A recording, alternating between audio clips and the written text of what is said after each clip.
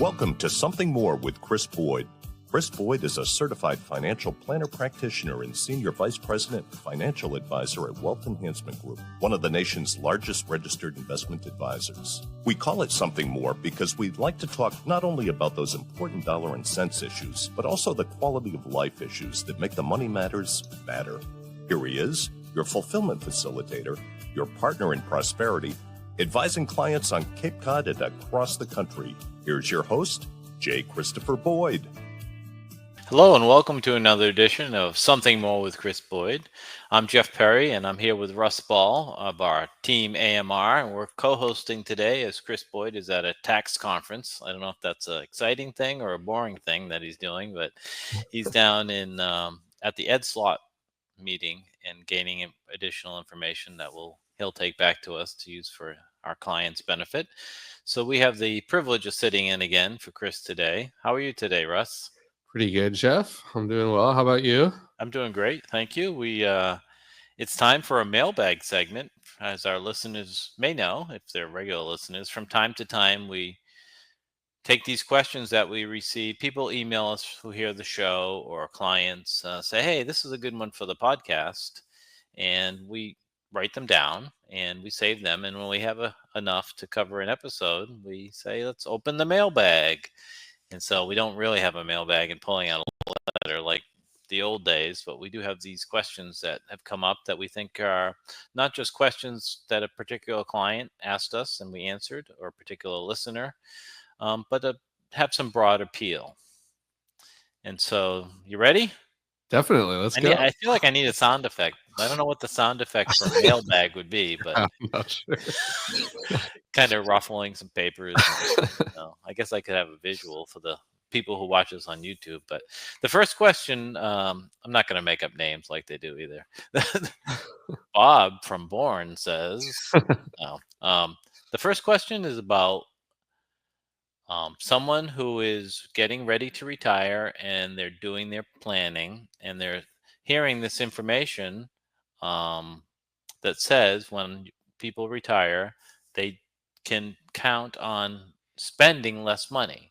And so this is a real common piece of advice. In fact, I just received an email from Fidelity recently talking about this issue about what level of income should you plan for. And their range in the article, in the Fidelity article, was you should expect to spend 55 to 80% of your pre-retirement level of cash flow expenses in retirement. And I must say, Fidelity is a fine company. We do a lot with them, but I don't agree. Yeah. So you do a lot of financial plans, and you work right next to Chris Boyd. We don't do that when we're talking to clients. That's not our base case, right?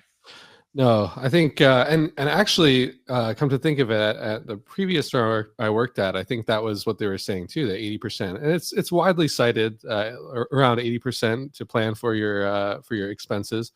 But here, and I think prudently, we plan for 100%. So basically, it's not like you have to turn off some of the trim down some of the expenses as soon as you hit retirement to be 80%. We just say, all right, let's just transition. So we have our pre-retirement spending and our post-retirement spending. They're going to mirror each other. And then, any other expenses that come as goals, but the general living expenses, we usually keep the same heading into retirement. And I like that because, for one, let's say that's true, that 80% is all you really need. Then we're creating that little bit of an extra buffer for planning. So that in and of itself is like, all right, so does your plan work with 100% of your pre-retirement expenses? And if it does, great. Then if that number comes down a little bit, then there's more to spend on other things or whatever it might be. But just for peace of mind, and we were talking about this before, the idea that, like, when you retire, psychologically it's difficult. You have to switch, so you're not getting income anymore from your job. You're getting income from yourself, from your own savings. Right. And so to think, well, I'm going to do that, that's kind of scary. But then I also have to reduce it by 20%. Like, that's that might not feel that great. That might not feel that comfortable. So especially early on in retirement, I think there would be ideally enough to cover those pre-retirement expenses. We've talked about, I agree with you completely. On a related subject, we've talked about the retirement smile Yep. on the podcast before, and that's, if you think of a smile, draw a smile. If you don't know what this is, and you see at both ends of the smile, you're at the highest level, right? So if you draw the smile in the beginning, this is related to spending and retirement. In case people thought I went off somewhere, and so on the left-hand side of the smile is when you first retire, and that's your highest level of spending, typically, meaning I'm retired, I'm free, let's go, right? So we're buying a camper, or we're going on a month cruise, where whatever it is, right? People tend to have some spent up desires, Yep. which many cost money. Some things we do are free. I'm going to take up pickleball, but some things cost money, so we spend a lot of money there, and then it gradually goes down as you get into your routine. Maybe you're spending time doing nonprofit work, maybe you're volunteering here, maybe you've taken up these recreational activities that are local to wherever you're living that don't cost a lot of money, right? And then as you get older, back to smile starts going up, and expenses come in that you didn't have before, typically healthcare related. Maybe you're going to the doctor more, maybe need some help at home. Maybe you used to clean your house, but now you're like, that's too much for us now. We're going to have somebody come in. And then maybe you need some home care, or whatever the situation is. Maybe you need to remodel the bathroom because you don't want a tub anymore. And Right. I think of that as, I think of how much am I going to need in retirement, not as a less, but a different, right? Yeah. And Yeah. starting out thinking I need 55 to 80%, I just don't like it. I think because that, when you tell people that, and then they do hopefully they're doing a budget before they retire. We want you to do that. And if they just take their current spending and say, okay, I only need 70% on average. Oh yeah, I can generate 70%. I think that's a restrictive type of retirement that they're planning for, and they may not be able to live the retirement life that they want. So to your point, I completely agree. If nothing Yeah. else has changed, meaning I haven't just paid off my mortgage, so my expenses are going to go down, right? Hmm. Then yes, okay, you take that off the top. Or we're downsizing, so our expenses are going to be less. Or on the flip side of that, we're buying a second home, and we're going to be snowbirds. Well, that's more expenses, right? A second Yep. home. Or we have all these travel plans. So, these rules of thumb are interesting, and people like to read them as they're scrolling through their phones. But they can be dangerous to think that, people actually make a retirement plan based upon this generalized advice. And that's what I love about what we do. Um, Russ, just spend a minute talking about how we actually go through, like, individual circumstances when we're projecting retirement income for people. It's not just a formula. Yeah. So we run through a number of different analyses within a financial plan. So when we take your pre-retirement expenses and we say, all right, what are the goals for when that income stream is turned off? We put in all the goals that you have. Maybe it's like 5,000 a year for vacations. I want to make some gifts to grandchildren, whatever it Right. might be. We separate those out as specific goals that can change over the years. Maybe you don't want to you want to go on a vacation every year, but not until into your 90s. That might Sure. not be what you need to do. So there's like a base living expense that we plan for, and then on top of that, additional goals. And usually, as you mentioned in the retirement spending smile, there's a lot of good research that shows that that's how it works in reality. And when you first retire, you want to live that retirement dream, and you want to go on those vacations. You want to do everything that you wanted to do with your family, all the free time you now have. So we can put that all into a like simulated cash flow, and then run it through a number of different models, like the Monte Carlo simulation, where it Hmm. takes a look at, all right, based on previous market conditions and a whole range, like 1,000 different scenarios of what Right. the market might do. Takes a look at how is that going to work, given those goals, given those spending, those like living expenses. How is that going to play out over time if you live Yes. until your late 80s, early 90s, whatever it may be.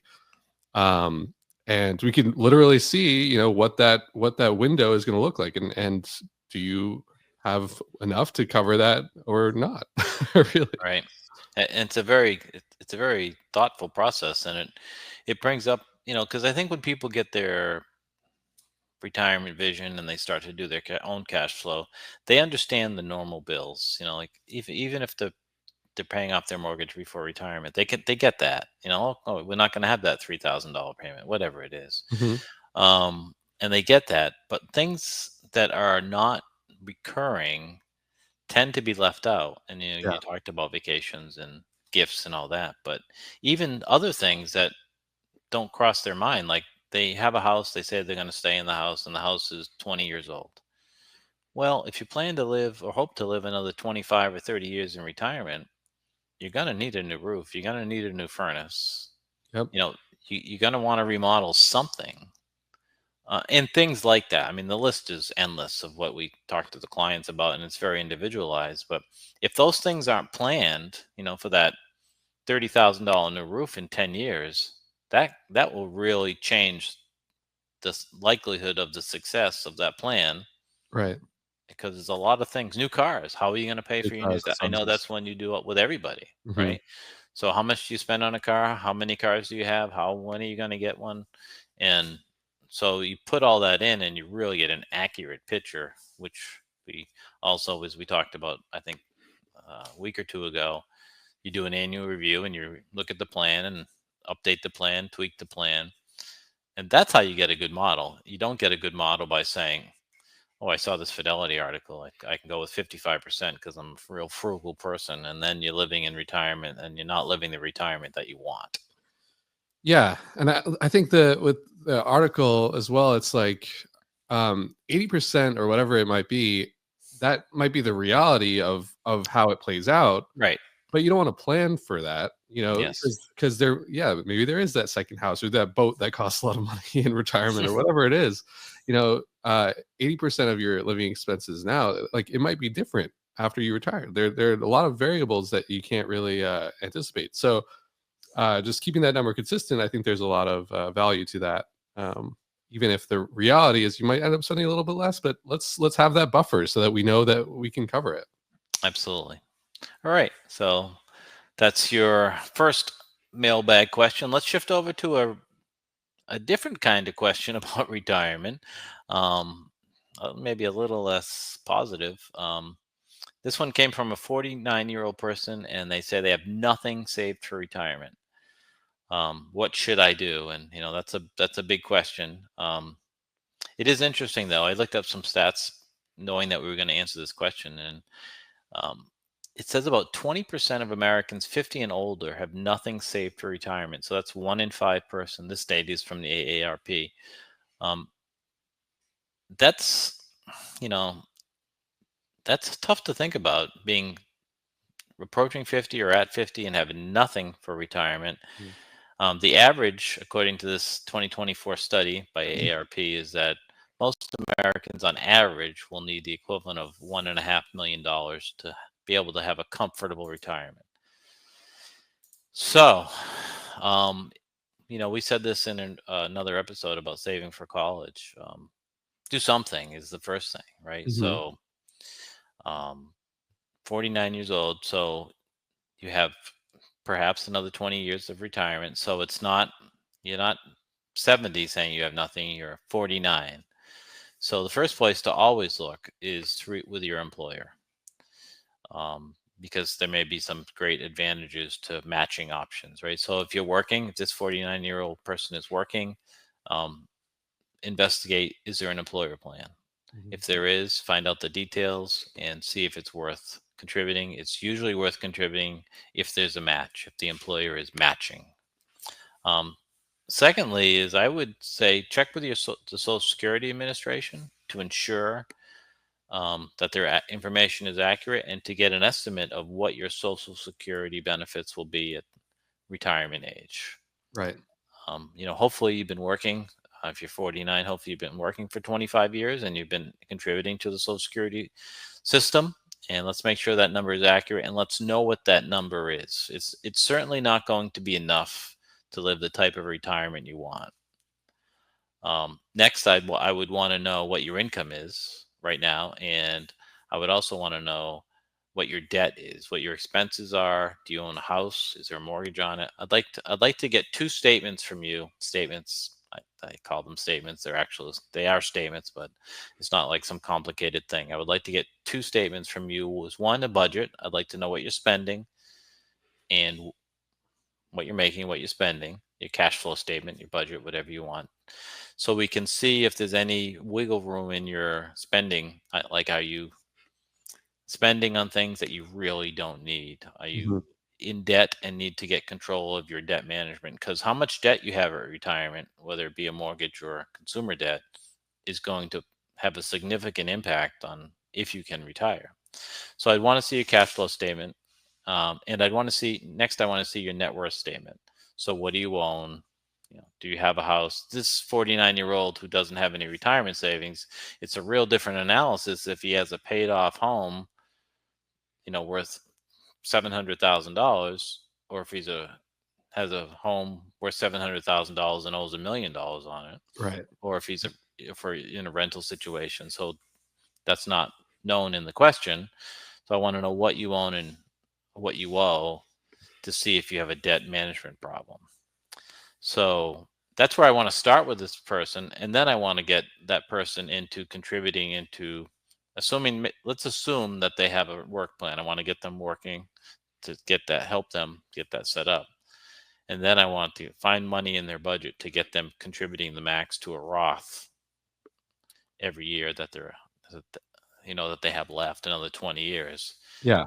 And with that, back to the previous question, then you can go do your thing, Russ, and put all that into our software. Right. And then it's deciding, if they decide that's the time that, pay down the debts and really start saving in earnest, cut the expenses that they don't need. Then it's like, all right, well, definitely let's save. But like a lot of people, I get the impression that a lot of people think, all right, saving means saving in cash or saving in a CD. If you're 49, you still have a pretty good runway. You're probably going to be working for quite a while if you haven't had any savings at all. So that's a pretty good runway to retirement. And in those instances, it would probably be prudent to look into investing in something that's going to have a slightly higher return. Even if you are somewhat risk averse, sometimes it's worth investing a little bit more to in equities or in something a little bit higher growth potential in order to make up the difference and to catch up a little bit. And 49, I think there's still enough time there to get invested. Not obviously not overly aggressively, but in order to make those funds grow as you start saving over time. Also, making use of the catch-up contributions Excellent point. after 50 to really do everything you can to start really saving, so you don't have to work for a very long time. Um, and like you said, I think a lot of people in that scenario turning, about to turn 50, thinking, well, if I don't have a retirement now, I'm probably never going to have a retirement savings, and then they just don't bother. It's like, all right, I'll just live Right. off Social Security. Or they think Social Security is going to be enough to cover what they need, not really knowing exactly how much it's going to provide each month. So definitely, if there are people out there that are in their 40s and they think, well, I guess a nest egg is just not going to happen for me. It's never too late to start, and you just start saving, start investing, and it's amazing what compound growth can do. Absolutely. And if you don't have an advisor, and you haven't had any experience in investing, it's definitely worth to talk to someone who's a fiduciary. A fiduciary is another word for having your best interest at heart.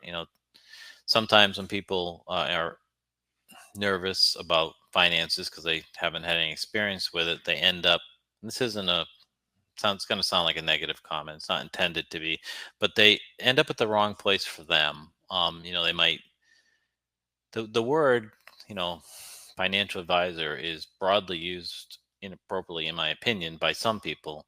And you might end up with a salesman who's selling you a specific product, or maybe someone who's going to convince you that a certain type of life insurance is right for saving for retirement. Mhm. So this is review for some of our listeners, but whoever you're working with, whoever you consider working with, I encourage you to ask these 3 questions. Is one, are you a fiduciary? And that's a legal and moral standard that the person that you're working with has to act in your best interest. Not what's paying them the biggest commission, not the product, the one product that they have that they sell to everybody and tell them why it's the best product, but are you a fiduciary? Are you obligated to that standard? If it's no, I say move on. Mhm. The next question, so assume the person says, yes, I'm a fiduciary. The next question is, how are you compensated? Everyone who's providing you service, doctor, lawyer, financial advisor, auto mechanic, landscaper, they have to get paid. I mean, that's the model, right? So how are you paid? And if the person can't tell you within 30 seconds, then maybe they're not the right person for you. If they're explaining some complicated formula or some way that they get residuals back from whatever they sell you, I would suggest that might not be the right person Mhm. for you. They should be able to say, I get paid this percentage, I get paid this much an hour, whatever the situation is, something that you understand and you know what it is without question. So, are you a fiduciary? How are you compensated? And the third thing I think you should ask anybody that you're working with is, where will my investments, my money, my funds, my IRA, whatever it is, be held? Yeah. And you want it held at a third party. The answer is whatever they tell you, but you want it held by someone other than the advisor. You want it at a third party custodian. So, for example, if you worked with us, we are fiduciaries. We get charged a percentage of the assets that you have with us, or by hour if it's a certain type of situation. Most of it's assets under management fee, and your assets are held at Schwab or Fidelity. Those are the 2 places that we use. And the third part I'm focusing on now is, because if you aren't happy with us, if you aren't comfortable with the relationship, you don't even have to talk to us to break up with us. You can go to the third party. You can call Schwab and say, my advisor isn't working out for me, and it's communication is broken down. So I just want to switch advisors, or I want to go to someone else, or I want to go to retail, whatever it is. And so it's important not to have to count on your advisor to make that decision. And it's also prudent that your advisor doesn't hold your cash. It's becoming more and more infrequent that advisors are holding investments Yeah. themselves. But just make sure that they're a fiduciary, you know how they're paid, and that your assets are held by a third party custodian. Yeah, we had a conversation with someone recently on that topic specifically. I think they had a family member that was unfortunately, burned by a situation like that. Mm, Where I don't know if it was some kind of Ponzi scheme or something like that, but it's not even custody at Wealth Enhancement, which is our company, but it's custody at these very large national institutions. Fidelity's been around forever. Schwab has been around forever, and it's not held with the advisor ourselves. We're just managing. yeah, and there's SIPC, there's insurance to cover things Yes. for Yes. those third Exactly. party custodians.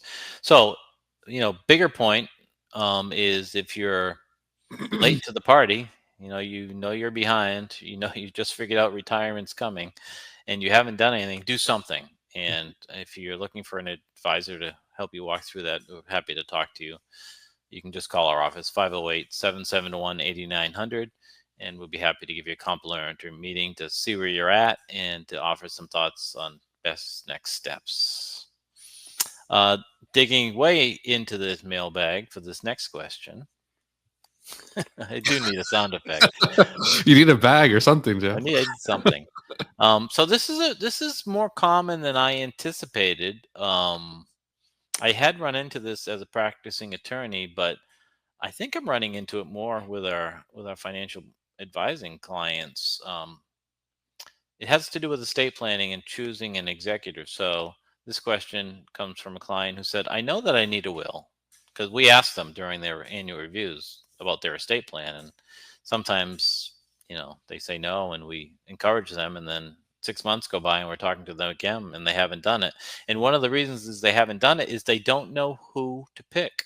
So Yeah. this question is, I know that I need a will, estate plan, but don't know who in my family I should choose to take care of my estate. How can I decide who should be my personal representative, executor, healthcare proxy, power of attorney, whatever, trustee, successor trustee, whatever the estate plan is calling for? How do they pick that person um, out of, you know, I think most families default. We're talking about a situation maybe with adult children involved, but it doesn't Right. have to be. How do I pick a child? What if we can go back in history and it's the oldest male child, right? Well, that's probably not a good place to start. You should pick someone who you have complete confidence in is one interested in doing it. Hmm.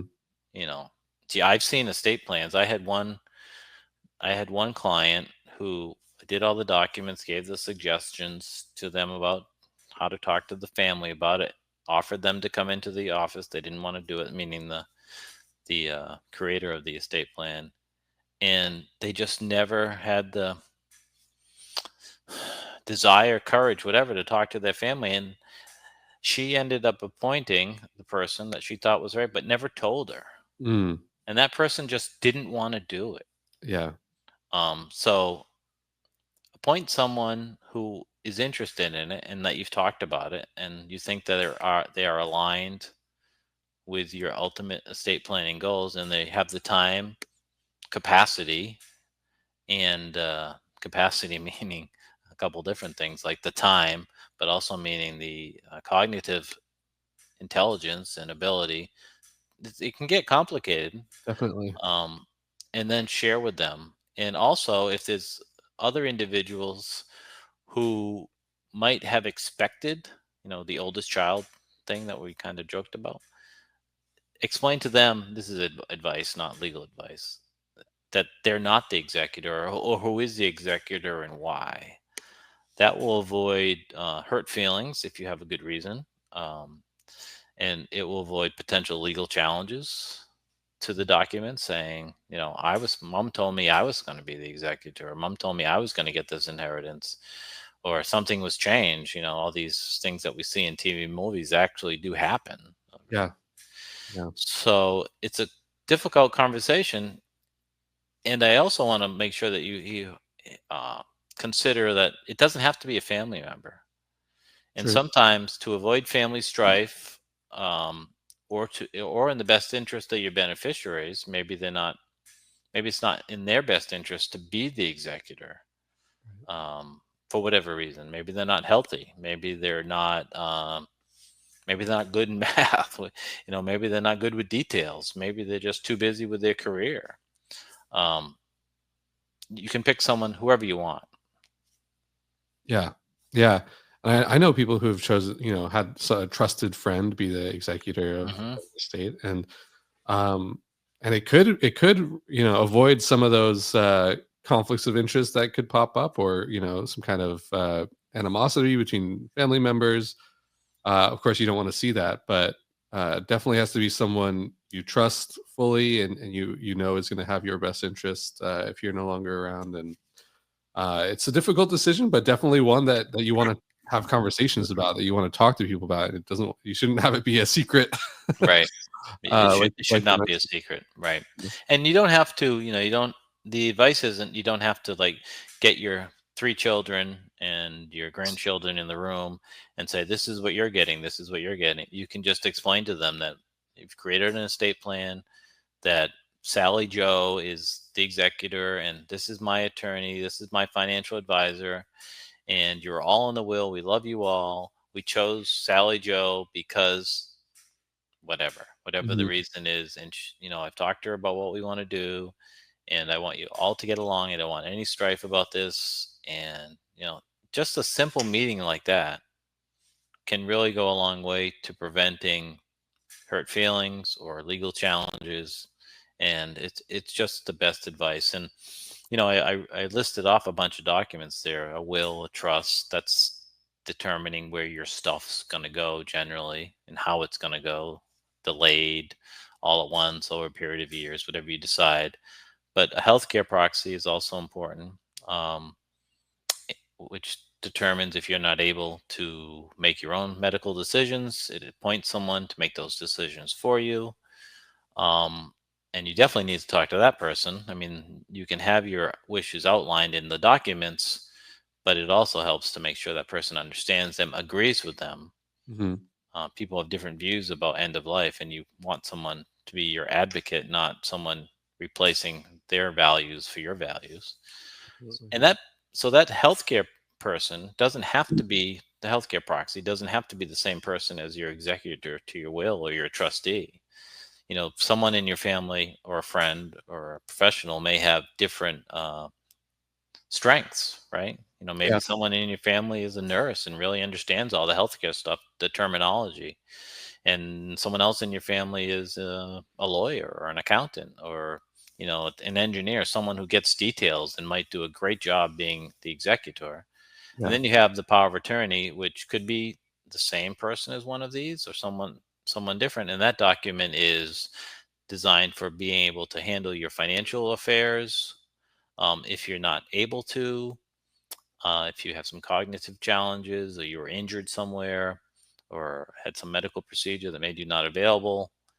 And so that may be somebody totally different, or that may be a professional.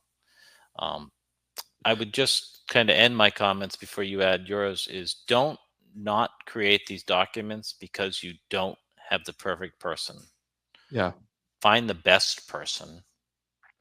And these documents, most of them can be altered, amended, redone if something changes in life and you have a different person you want to name. But it's important that you do. It's a gift to your family. And if you don't do these documents and something happens to you, it can create a lot of strife in your family, which is usually the most compelling reason that people have these documents. Yeah. Yeah. And I've definitely seen what can happen without a pre-planned estate. But to your point, I think finding someone with the strengths that align with whatever whatever the needs might be, I think that's a great way to look at it. Like, all right, like I have one relative, like a niece or nephew, who might be really good in the financial aspect, one who's very organized and I trust fully, and another person that works in the healthcare field or has experience taking family members to the doctor, whatever it may be. I think playing to those strengths is definitely prudent and a good way to figure out who should be what, and it doesn't all have to be the same person. I think that's a probably under realized point there. Right. And to tell them about it and to share that your Mhm. reasoning with everyone that's really not everyone, but the people who need to know. Yeah. And we have some resources on that. We have a couple of handouts that we can email people, no obligation, not just trying to help people take care of their situations. And these are love letters. One's called a love letter. And then there's like an accounting of everything, like a worksheet, so you can start the process. If you think these documents are helpful, let us know, and we're happy to pass them along to you to help your process. Russ, the mailbag is not empty, but we have run out of time. So we'll save the other questions that we had planned to discuss for our next mailbag. And we really appreciate you listening. You have a lot of choices on podcasts and YouTube shows that you can watch. If you'd like our show, we'd love you to subscribe, give us a good rating. If you're going to give us a bad rating, then move on, please. But those likes, those shares to other people, the more that you do that for us, you are our marketing team. The more that you do that for us, the more people that we reach, and hopefully you agree with us that these episodes are helpful to your personal finances. So, Russ, thank you for joining me today. Great job.